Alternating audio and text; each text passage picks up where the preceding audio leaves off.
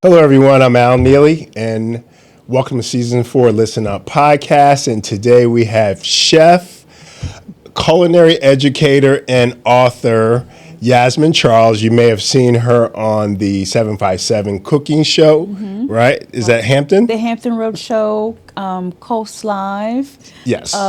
In Richmond, Virginia this morning, once a month. Okay. Yeah, so I Well, make my rounds. yes. An amazing, amazing person. Just thank you for coming in. Well, thank you for having me. I'm excited to meet you and meet the team. It's nice to be here. And Yes. I knew about you for several years. I had been looking at some of your posts on social media. Yes, sir. Then I had the opportunity to go to a Taka event Yes. here in Virginia Beach where you were there. And at that moment, I says, I need to get her on. But I always thought you were amazing. But I had the opportunity recently to get your book. And the book is called The Cost of the American Dream, Spirit of the Homeless Yes. Soul, right? Yes. The Diary of a Homeless Diary of a Homeless Soul. Yes. So had an opportunity, just got it. So I read about a third of it. I love it. It's amazing. Thank you. Thank Yes. you. Thank you. So what inspired you to write the book? Well, I wanted to give those of us who grew up in dysfunctional families, in blended families, immigrants a voice. And I had been writing a diary for years, since I was 19 years old. And one particular time in my life, I was really having a hard time just trying to figure out my journey, who I was. And I went back and I sat down one weekend and I read all 4 of my diaries. And it completely floored me. Because from 19 all the way up to my late 30s, I kept diaries throughout my military journey. And I realized, Yasmine, you've got a story here that needs to be told.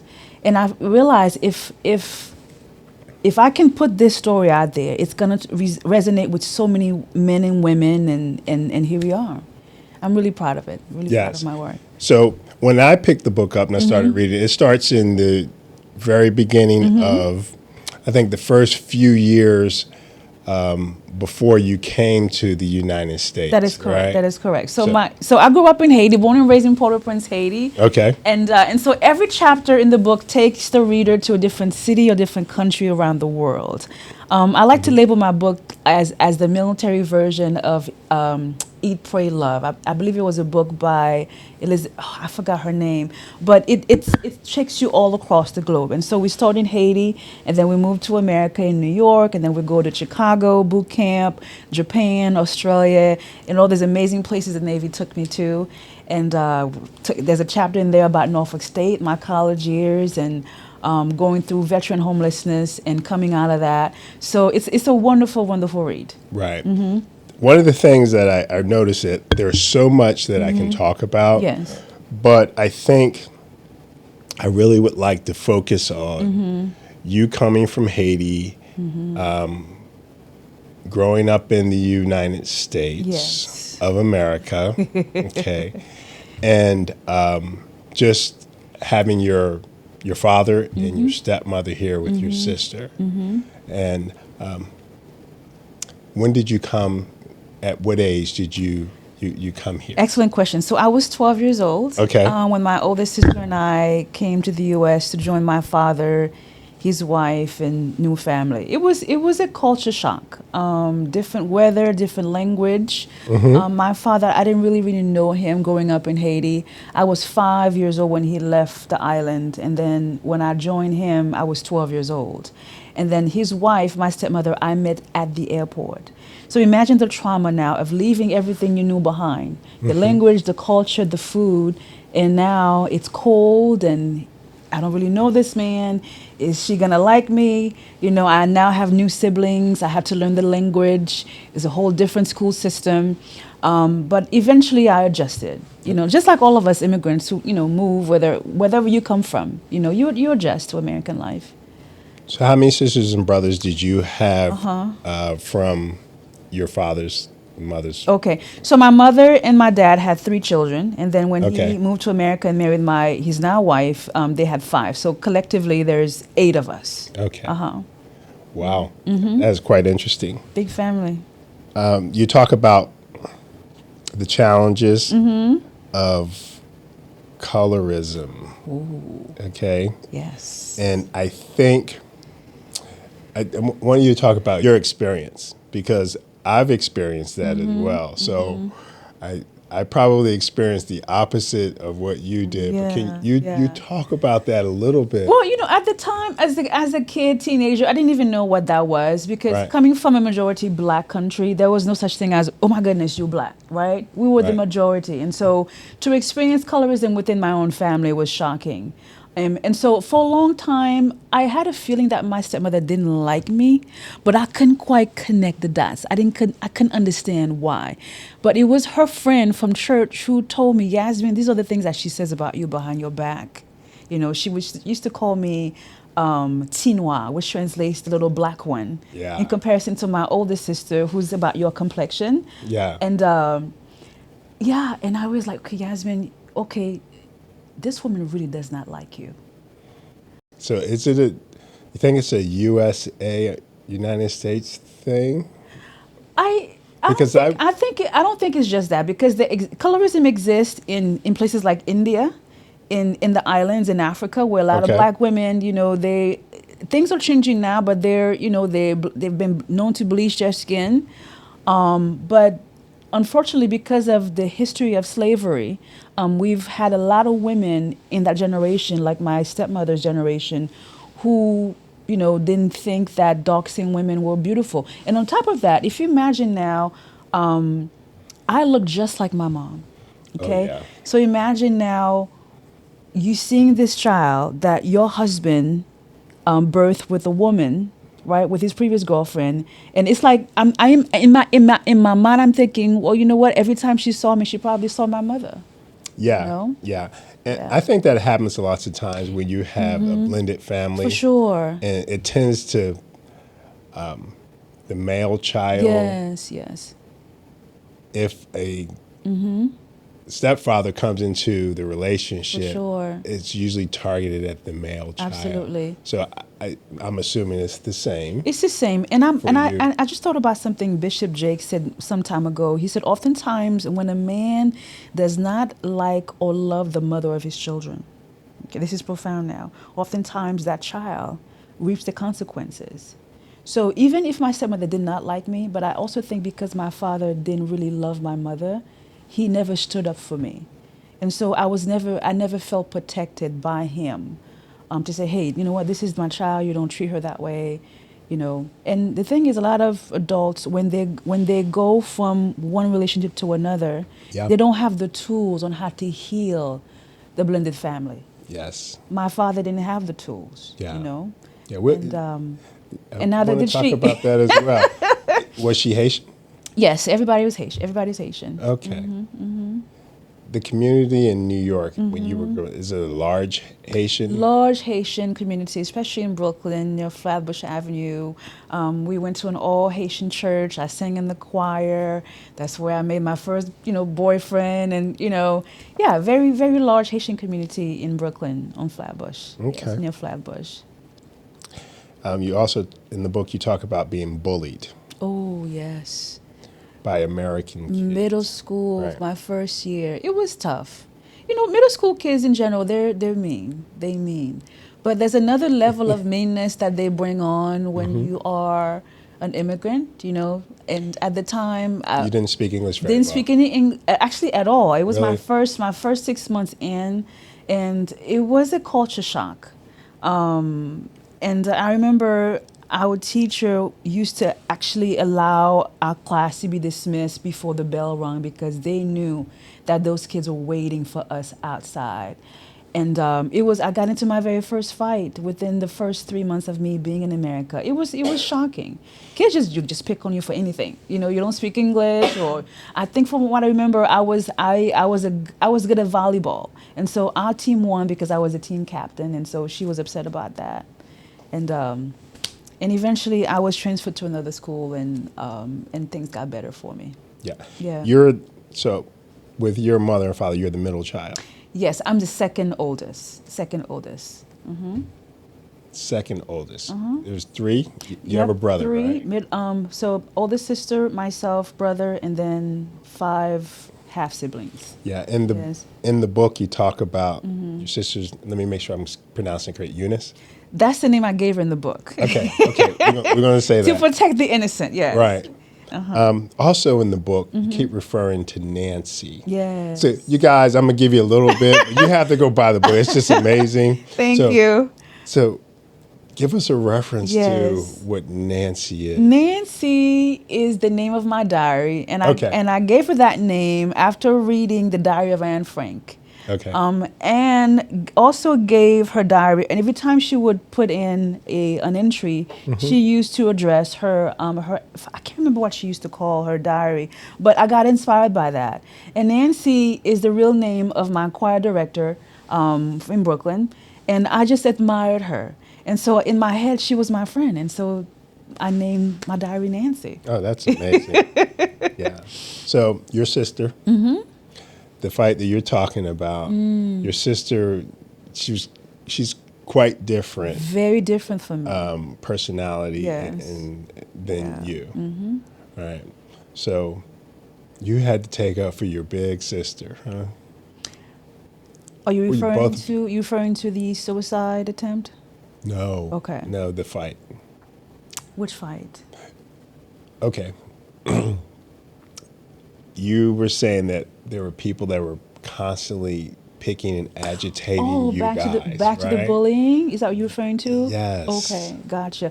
Okay, so I remember one particular time school got dismissed. Yeah. And we were walking towards the bus station, the B41 towards Flatbush Avenue, and that girl just kept pushing me and picking on me. And my sister was like, you know what, just ignore them. And I just couldn't take it anymore. And so I turned around and I fought her back. And that's when I knew I had something else in me that she didn't have, even though I was the younger sister. Okay. Yeah. I stood up for myself. Yeah. Yeah. I think that was amazing. Yes, thank you. The you also refer to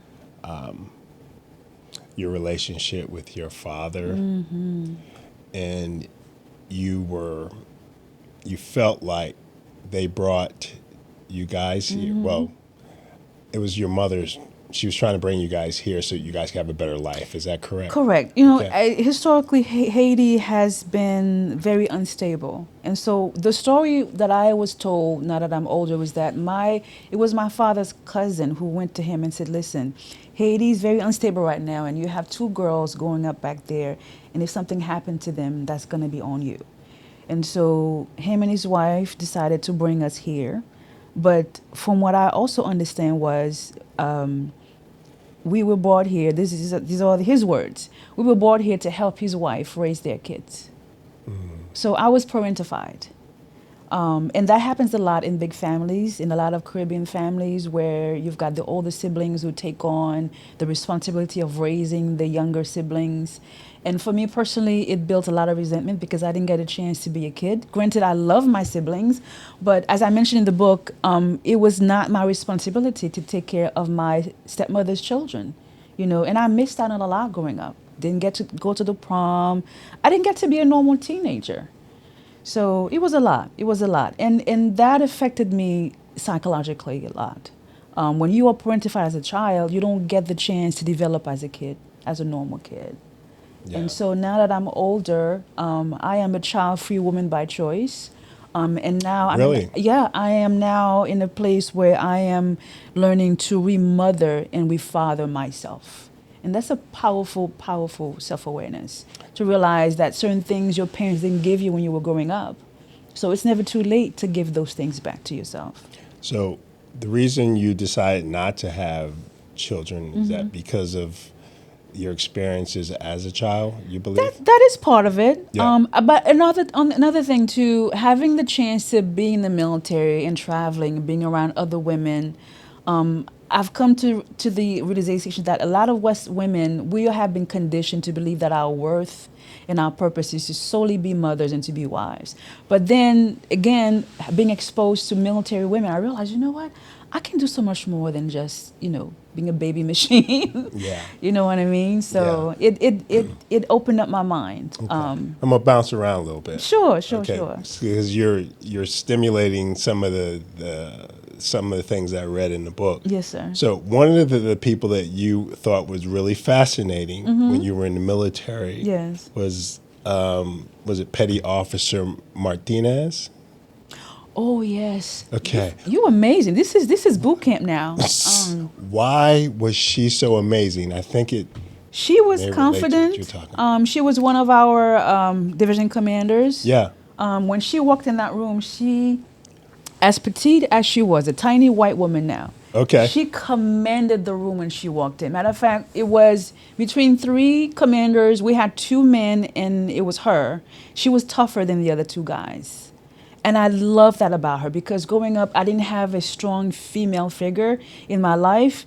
I think you were probably everybody's strong female figure. Based on whatever reason. Because growing up, I had my mom, my stepmother, and then being in the church. To me, the women that I was around, it was either they were silent or silenced. And so going to boot camp and then coming across this woman now, I was blown away by that. And I remember the very first time she noticed me while we were standing at attention, and she said, "Charles, where are you from?" And I said, "I'm from Haiti, ma'am." And she said, "All right." The fact that she noticed me, even today now, still gives me goosebumps. Yeah. She noticed something in me. And but after Martinez. Yes. Yeah. So you wind up becoming the leader of your. I became the leader. In boot camp, I was in charge of all the girls. It was Division 921. Okay. Went to boot camp February 14, 2000. It felt like yesterday. It just grew something in me. The fact that I was handpicked matter of fact, this time I was handpicked by one of the male commanders. He said, "Charles, come here. You're in charge now." That shifted something in me, because most of my life I felt inferior, less than. I was a family scapegoat. And so to be around other people who saw something else in me was the beginning of my healing, I could say. Okay. It was powerful. Yeah. So let's go back. I'm bouncing back and forth. I love it. You got some great questions there. Okay. Yeah. So, well, I thought it was fascinating. Yeah. So I'm going to try to give everybody enough. You guys are going to have to read this book. This is just amazing. So your worth, when you talk about how small you felt when you asked your dad for some money. Okay. So was that the lowest point in would you say? Ooh, that's trauma. That's triggering right there. Is it? I remember that. I was 16 years old. And the thing is, the job of a father is to protect their daughter. Yes. To be there, to make them feel worthy. Right. And loving. And be a vision of what you want your daughter's husband to be. Look like. Exactly. Yes. Matter of fact, I was just reading on that just last night. Right. I was 16 years old, and I remember that particular day. There was a lot of snow on the ground. Living in Brooklyn, a lot of ice. Yeah. And so I did not want to walk to school. Midwood High School in Brooklyn, next to Brooklyn College. So I walked into his bedroom and I asked him for some bus fare. I think it was $8 or so. And without any hesitation, his wife was in there, and he said in Haitian Creole, "Umet machi, you can walk." Humiliating, embarrassing. And she stood there. She had nothing to say to him or to me. And I walked out of that bedroom, and I walked to school. I must have been a good 12 to 15 blocks from Beverly Road down to Bedford Avenue. And I felt embarrassed. I felt small. But in that moment, I also felt something rise up in me. I said, I will never ask that man for money again. Right. And I got my very first job. You sure did. At a KFC. Right. You did. on you got a chance to wear yes, pants. I got huh? a chance to wear pants because we were so legalistic. Church girls don't wear pants. Was she? Were they regular church attenders? Did they attend church all the we time? went to church every Sunday. Every Sunday. Okay. We had choir practice on Saturdays. They went to Bible study on Wednesdays. Yes, we were church folks. Yeah. We had a wonderful mass going. What a mess in the household. Yeah. Yeah. Got my first job making $5.15 an hour, and I felt liberated. I felt seen. I felt free. I said, yes, I have my own money now. I don't ever have to ask you for anything. See, that's where it all started, Yeah. Yasmine. See? Yeah. You've been climbing ever since. I've been climbing ever since. And the thing is, rejection, as painful as it is, because it really hits you deep when it comes from a parent. But at that moment, though, you have a choice. Or you're going to let it take you down, or you're going to use that rejection and turn it into your superpower. And that's what I did. Yeah. 16 years old. Wow. Yeah. In every family, there's a scapegoat. There's a black sheep. And you get to decide what you're going to do with that trauma. It became my superpower. Yeah. Yeah. That was a very touching moment for me. Why? Do you have daughters? Do you have girls?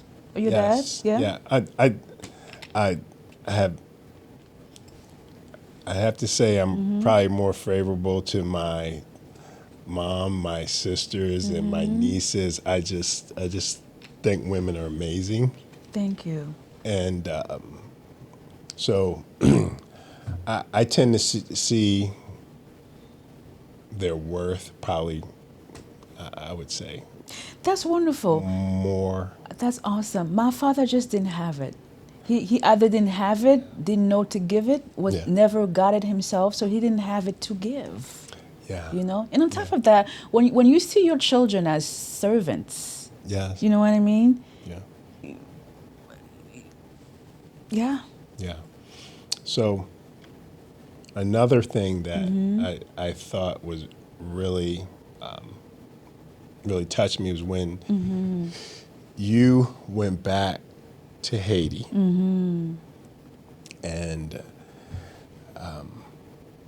Was it the deportation you're referring yes, to? yeah, That we was went that back, was that was tough. with your mother-in-law, your father, and your stepbrother. It was my 17th birthday weekend, and I hadn't seen my mom in 5 years, so I was Yeah. excited. Right. Going back home, and so it was myself, my father, his wife, and my younger brother, who was 3 Okay. at the time. So I'm thinking I'm gonna Okay. go see my mom for a couple of weeks, Yeah. and come back, for school. Yeah. And he left me there. Yeah. So Yeah. I think the part that touched me the most is when he got up, and when you say he got up and then he told everyone that he had been listening to your conversations. My phone calls, yeah. Right. Recording. Yeah. Yeah. Private conversations with my friends, with my first crush. Yeah, because when you're a teenager, you're very fragile. Right. I felt very small in that moment. I'm in the midst of the entire family in Haiti, and he embarrassed me like that. Yeah. Even though you're a teenager and you're still dependent, you still want some independence. That's true. For your confidence. Yeah. Yeah. So that one, that really. That stung. That stung a lot. I was very angry. Yes. Very angry at him. Yeah. Wow. You've really dived into that book. I'm love sorry. That. No need to apologize. I love that. Yeah. I love that, because the thing is, every single one of us has a story, and especially within our community, we spend so much time brushing issues under the rug, and then we wonder why somebody goes off. Right. You know what I mean? Right. It's as parents, we have to do better with our children. Right. You So I appreciate you talking about it, because these are the things that I want people to know and understand. And then one of the things that you just talked about was going to church, and you had a face Yes. for the public, and then you had a ritual for church. That's right. And it's different, and I feel like most families are like that. And It's just difficult. A lot of us use religion, Christianity, as a cover up. The young people now call it as a beard, you know what I mean? Yeah. Rather than deal with what's really going on in the family or within yourself, we stuff our pain, our anger, our trauma, our wounds with church scripture, Right. with church events, with activities. Meanwhile, you got people just dying on the inside in the pews. Right. And I think it's about time that we embrace mental health a little bit more especially within the Black church. Whether you're from the islands, from Africa, or from right here in America, we have to open that door. If you go see a therapist, doesn't mean you're crazy, right? All of us go through some things in our lives. And for me, going to see my therapist, matter of fact, I have an appointment next week. To me, it's like checking in with a dentist. Every couple of months or so, I'm going to check in with her just so I can have somebody help me process certain things, because life is going to continue to happen to all of us. And so we need to stop shaming people for going to therapy, because all of us in some way are dealing with some things. Yeah. Right. And be patient. Be patient. Be kind. Yes. Have grace when you're dealing with people. Exactly. So I think that also teaches you just going to therapy. Okay, what is that person dealing with? That's true. And I'm going to just say something else too. The church focuses so much on forgiveness. And of course, that's wonderful. That's what the Father has taught us to do. Right. But I'm going to pull a point here from something Miss Iyanla Vincent once said. For many of us, we've been conditioned to forgive, but then what do you do with the pain? What do you do with the anger, the rage, right? I've forgiven you, but that pain is still there. So what do I do? What do I do with it? Many of us have not been taught to deal with our wounds, with our trauma, right? Yes. We stuff it with scripture, with preaching, but then we're still walking around angry. Right. Raged. Right. So we have to open that door. Pastors need to encourage their members to go see therapy. Right? Just because you've forgiven your father for, if I may say, for abusing you, doesn't mean you need to be in their midst every Sunday now. You know, Right. I can forgive you and still set some healthy boundaries to protect myself. Yeah. I love my family, but over time, I chose myself. I chose myself over a system that made me feel small, belittled, less than, crazy. I got tired of it.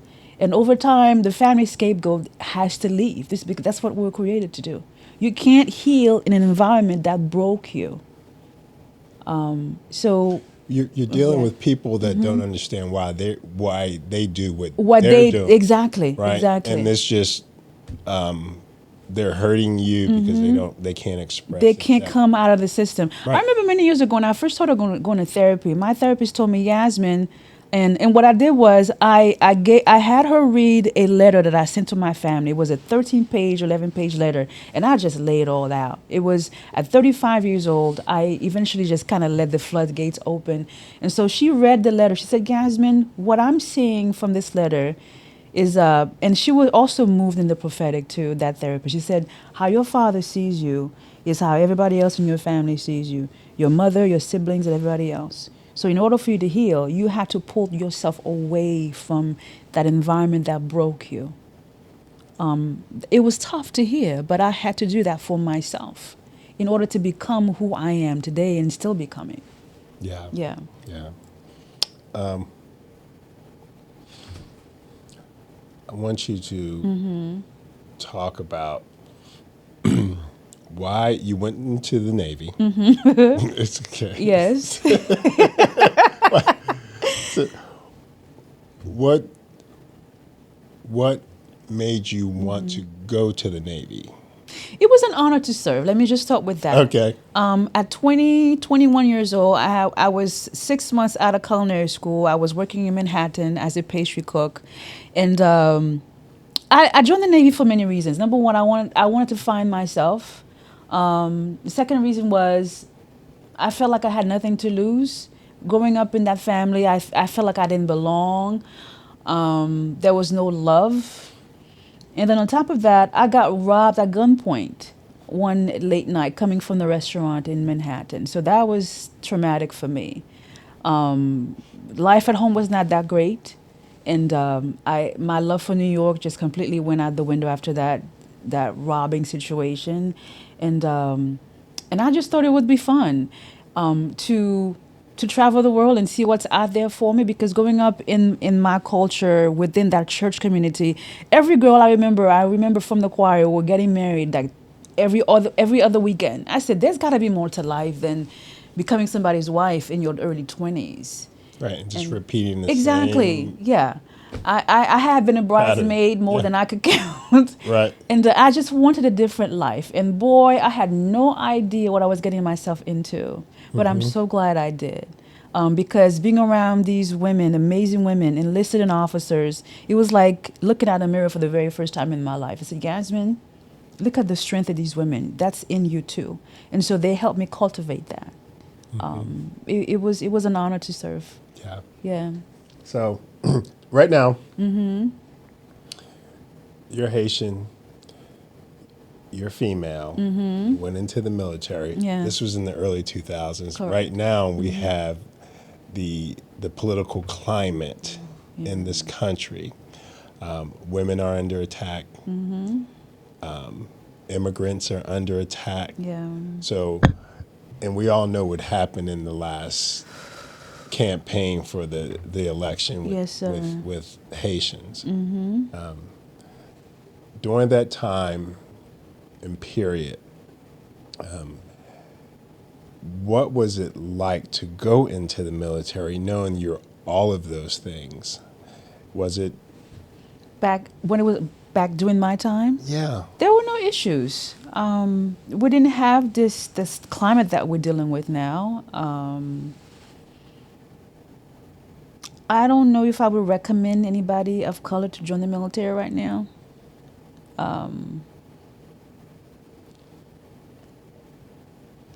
If I may be so honest, I would not be proud to call that man my commander in chief. There should be honor when you put on that uniform.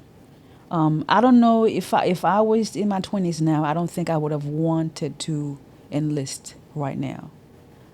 Because as a leader, you set the tone. And to fire, my goodness, the very first female chief of naval operations because she's a woman, that stung a lot. Matter of fact, the man who was in that position many years ago when I was in was my boss. I was his chef. So to see a woman in that position finally, I stood tall, proud to see her.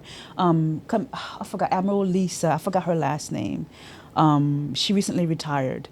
It's a different climate now.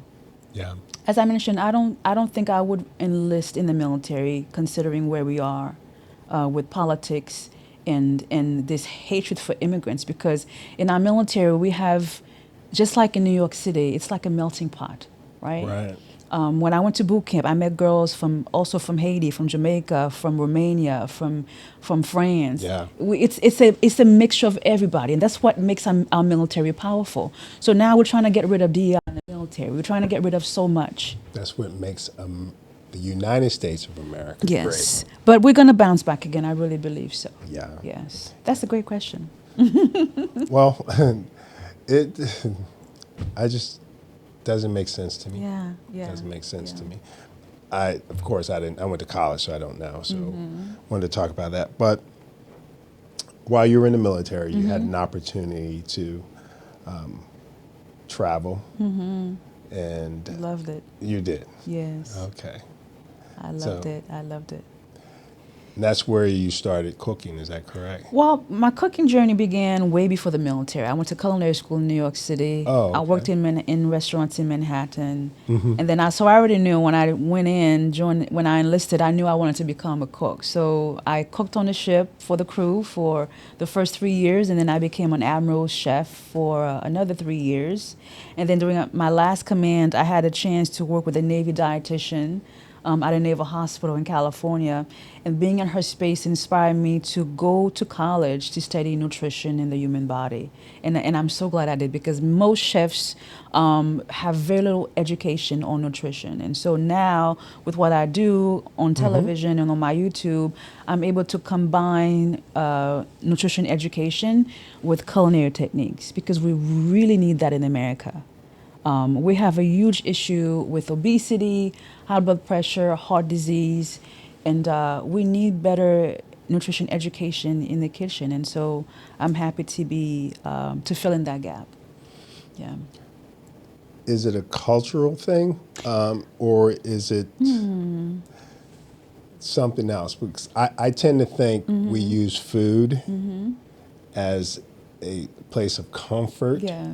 right? And of course, there's some really good food, Yes. types of food, and I use it as a comfort as well. But do you see that as a possible place for people have a release from issues and trauma? And Well, things you know, like that? food is embedded in our psyche, because we, you know, if you think about it, we can't live without it, right? Right. We've been obsessed with food since the beginning of time. Right. We need it to survive. We use food to gather. We use food to celebrate. So it's a wonderful thing. But the problem to me in America is food has been presented primarily as entertainment and indulgence versus presenting food as medicine. And so, but we can do both, in my opinion. And so most chefs, especially those who are on television, they present food solely as entertainment. And so a lot of folks now, when they watch these shows and they think, you know, a burger about 6 inches tall, you know, it looks, amazing. it's amazing, but then your blood sugar level is going to go through the roof. And so my job is to bring nutrition education in the kitchen, especially in the Commonwealth now in Virginia. But it's also culture. Food is meant to be enjoyed. We should love sweets because we all need sugar, but the problem in America is added sugar. It's the added stuff, the processed food that's killing us. The CDC projects that by the year 2030, half of the population in the U.S. will be obese. And when it comes to our children, we have about 1 out of every 3 whites and 1 out of every 2 Black and Hispanic children who are either obese or diabetic under the age of 19. Why? Because we're feeding them too much junk. And so we need to find that balance there, right? We can have the cake and the cookies, but then let's incorporate more fruits and vegetables, and let's also exercise. So you spend a lot of time educating people. that's what I do. That's what I do now. That's one of the reasons why I do the Hampton Road Show. I've done Coast Live, and I drive to Richmond once a month now for their morning show to bring nutrition education in the kitchen. The food tastes amazing, right? Looks amazing, but it's also good for you. Yes. Yeah. I think that's amazing. Thank you. The so we're gonna go back a little bit here. Sure. I love it. Okay. So, your relationship as with your father, there's an area where it changed, where he actually said, you know, he loved you and he was proud of you. Oh, that was the very first time he said that to me. This was in boot camp. Very Really? first time I ever heard my father say he loved me. And I remember just feeling, because in boot camp back in the day, you get to make, I think, 1 phone call per week. And me being away from him for, I think, a couple weeks now, I guess my absence was felt. Yeah. And it was the very first time he said it to me. And I couldn't receive it at first. Yeah. Because he had never said it. Yeah, he probably always thought you were amazing and just probably could not express that. I don't know. I don't know what's in his mind, what wasn't in his mind then, and I don't know what's in his mind now. But our relationship is non-existent today. Oh. Because I chose myself. I had to choose that's myself. what you meant by Yeah. I had to choose myself. Just as my therapist told me years ago, he said, Yasmine, how your father sees you is how the rest of your siblings see you. And it's not in a positive way. I was the bold one, the truth teller. the one who said, you know what, I don't like the way you talk to me. You know, I use my voice, and I got punished for it by getting deported, by getting beat to the point of bleeding. There was a lot of abuse going on, a lot of verbal abuse, and I was that kid compared to my older sister who spoke up. And I don't know if you got to the point where she attempted suicide. Yes. Yeah. Can you Well, yes. talk about that? Yeah, That was disturbing. that was disturbing. I think it was a week or two after I came back to America for my deportation, because what happened was my school officials realized that I was not back in school after the summer break. So they called the house and said, Mr. Charles, Miss Charles, where is Yasmine? Because the thing is, it's illegal to deport a minor. You can't do that unless only the authorities can do that. So I was brought back to America because they got scared. And I remember one particular Sunday, my older sister she didn't want to go to church. And so we drove, we left the apartment, we drove to church. But during the entire service, my instincts just told me, Yasmine, there's something off here. Something's wrong here. And I just could not wait for the service to be over for us to go back to the apartment. And I remember as soon as my father parked the car, I just took off running, and I ran to our room, and my older sister took an entire bottle of pills.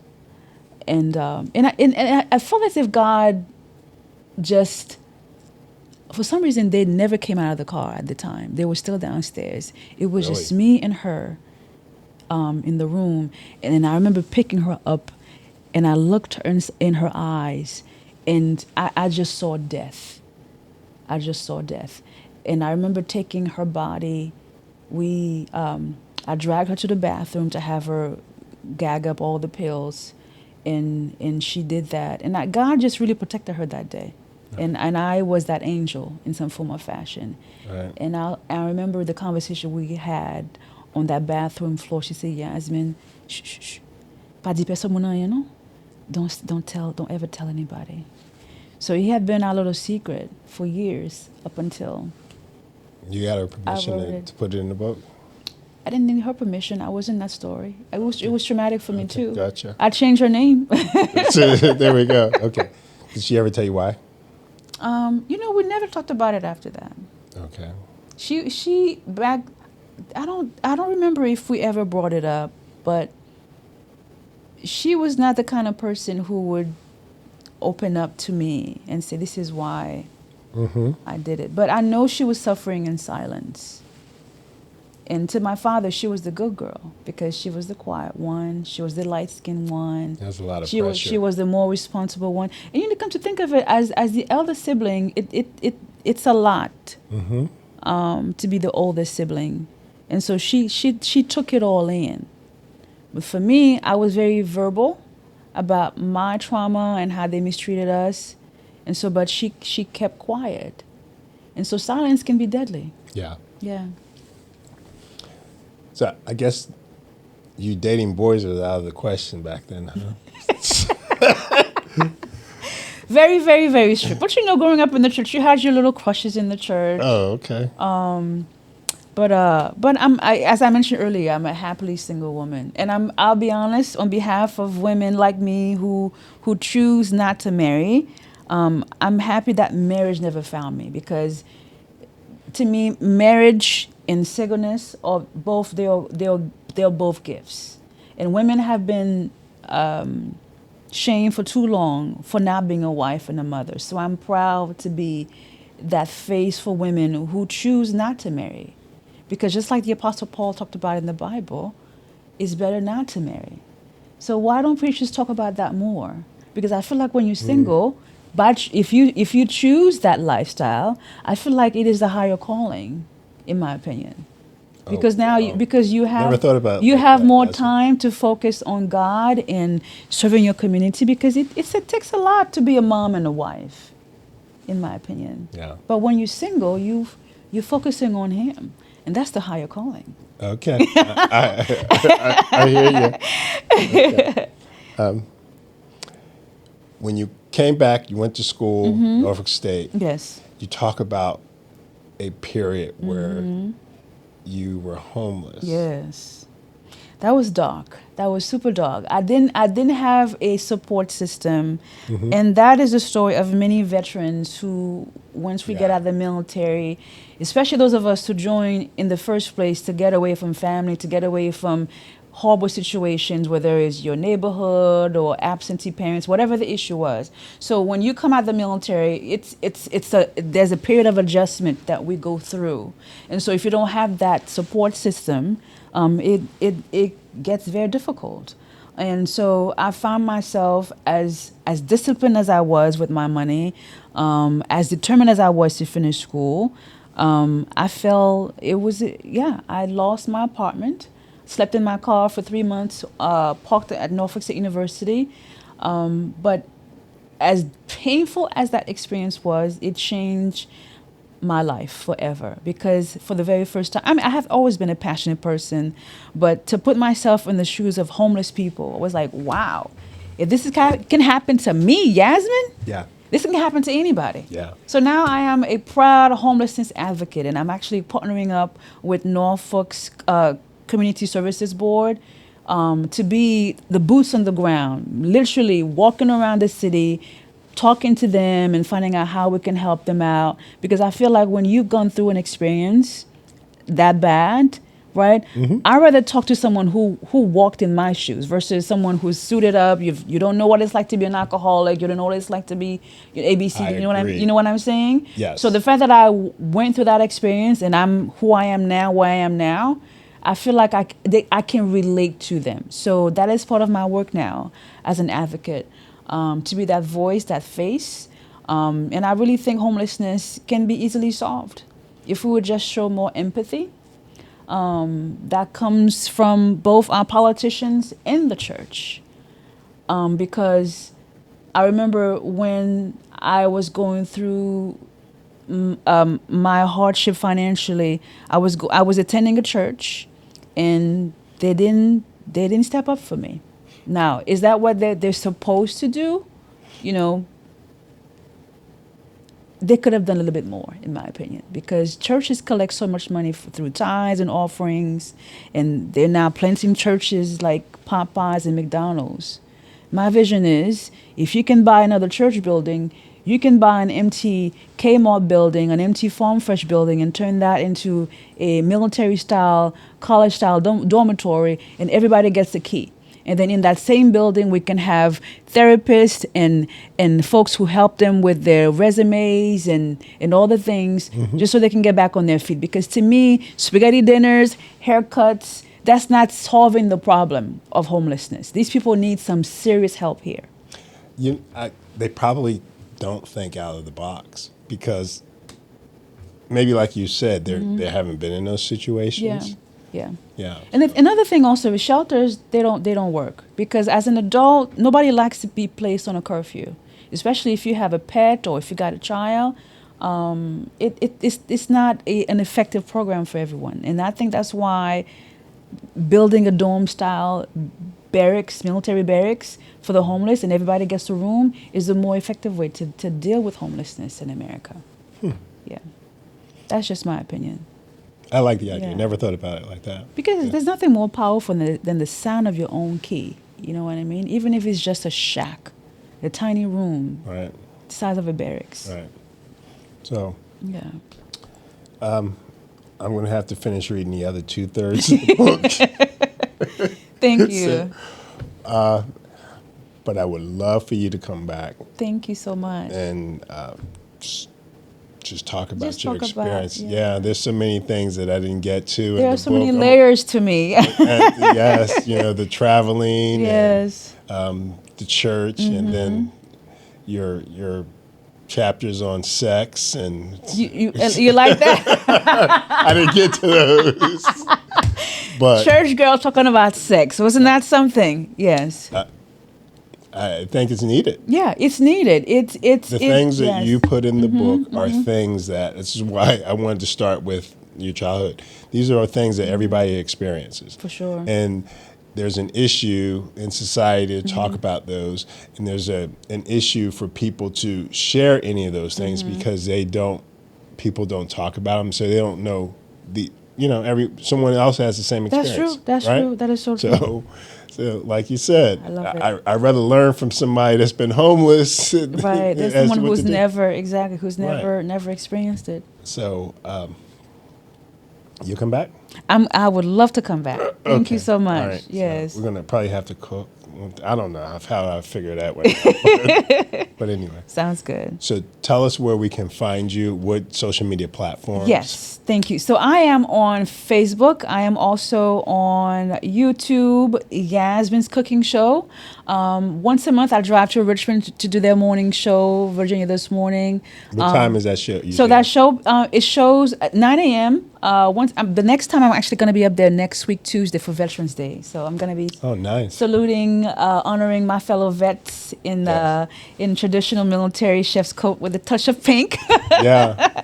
I can't wait. And you can also find me on TikTok. Now I'm on TikTok, Lord have mercy. And on Instagram. So Yasmine Charles, and on all social media platforms. That's awesome. Thank you so much. Thank you. Thank you for coming in and sharing with I us. appreciate you. All This right. was great. Thank you. This was wonderful. Yes. Thank you so much. Absolutely. Yes. That does it for today's episode of Listen Up. We'll catch you next time on Listen Up.